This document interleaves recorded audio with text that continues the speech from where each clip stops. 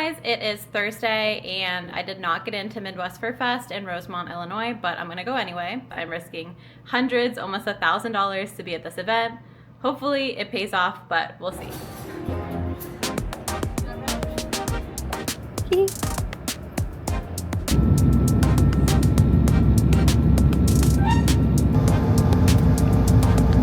Good morning, it's day one of Midwest FurFest. This is a 4-day convention in Rosemont, Illinois from December 4th to December 7th. So today is the day that I signed up for the lottery to hopefully get into Artist Alley either today or tomorrow or Sunday.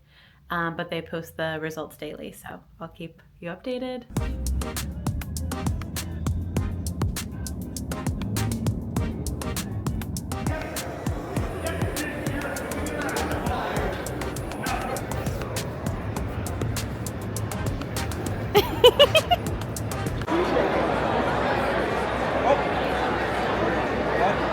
So we are at Midwest FurFest. It's day one. I did win the lottery for today, so I'm in their Artist Alley, which is a free hall for makers.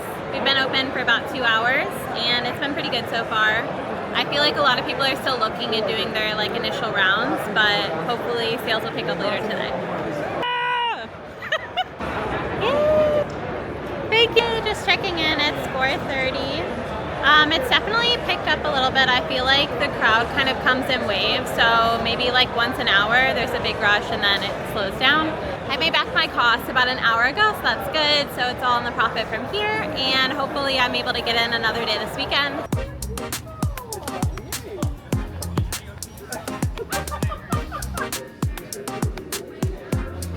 Okay, wave. You didn't say what to wave. Good morning and happy Saturday. It is day 2 of Midwest FurFest. It's about 8:30 and we're about to head back to the convention center for the day. So I put my name in the lottery last night for the lottery today, so we'll see if I get it for today. I think it's a lower chance that you get it 2 days in a row just so that they can get as many artists in there as possible, but we'll see and I'll check back in.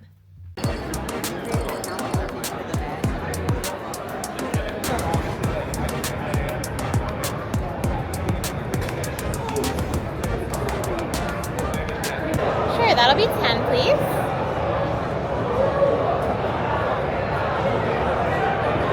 Thank you. Hi, welcome.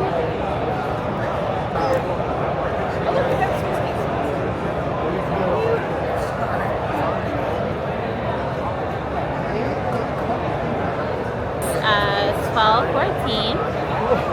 Hi, welcome. Feel free to pick up whatever you'd like.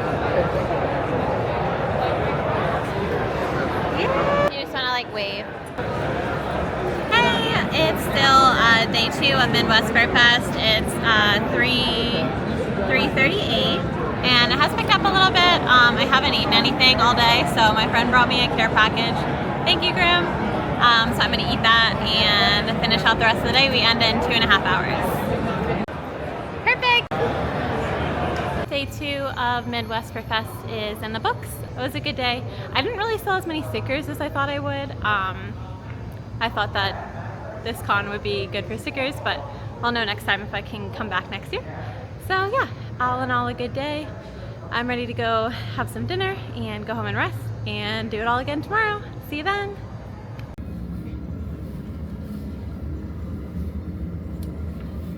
Good morning, it is day 3 of Midwest FurFest. It's currently snowing outside, so we are warming up the car to head out for the day. We're gonna get some bagels for breakfast and then probably head straight to the convention center. It opens at 10 o'clock this morning, the same as yesterday. I'm anticipating this morning will be really slow. There were a lot of events last night after the show ended, and it's Sunday, so people are probably sleeping in. So probably expecting a pretty slow start today. I'm just gonna hang out in the vendor hall with my friends. Hopefully the snow doesn't affect my flight tomorrow. I'm flying out tomorrow around noon to go back to the DC area. But yeah, it should be a good day and I'll check in later. Bye.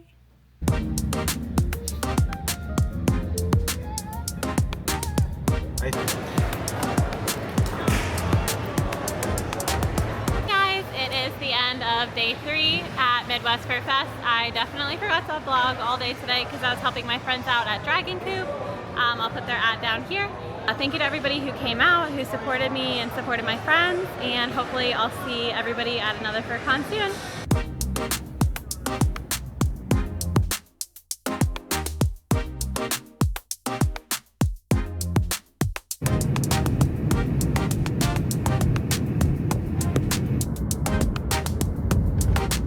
Guys, so I'm back from Midwest FurFest. Honestly, I got back last night and I passed out.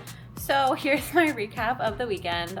Since the event is over now, I've had some time to reflect on what went well and what didn't, and I wanted to share my expenses with you as well in case you guys wanted to consider this event in the future. I don't know if I vlogged it very well, but the first day when I got in on Friday for the lottery, they told me that they were going to reach out that I got a table, and then I went back to check just to see if there are any leftover tables since I hadn't heard from them, and I did actually win a table.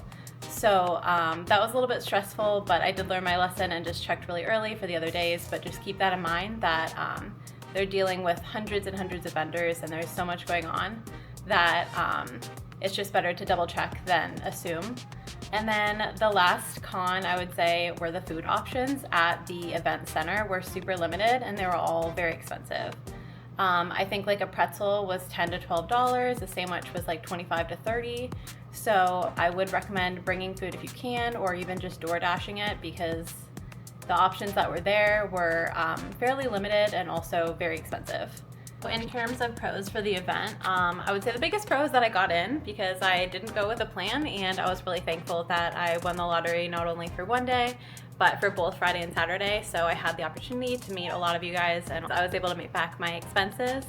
I would say just like the friendliness and willing to help in general was something that you don't see at all conventions. Like a lot of other vendors in the artist alley and also just the general attendees were super helpful. If something like, you know, fell off my table, they would pick it back up right away, and it was really nice to just have some friendly faces there.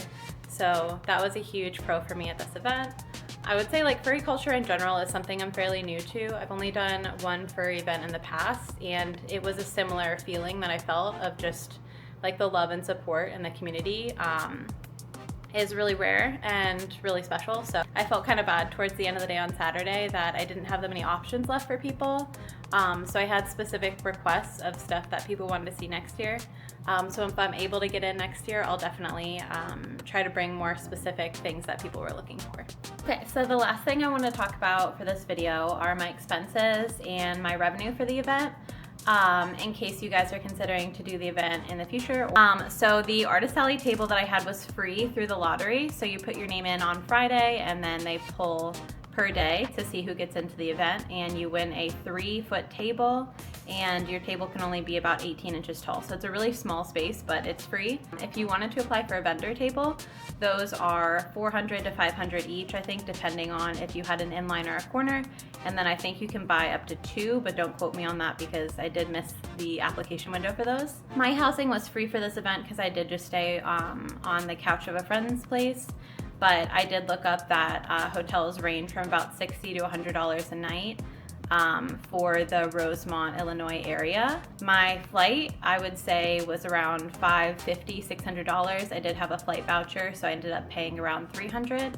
But as it is the holiday season, flights are very expensive, so the sooner you can book, the better. The ticket for the event, I do think the vendor badge and the 3-day attendee badge were about the same. I paid $100. And to apply for the free Artist Alley table, you did need a 3-day attendee badge. So that was $100.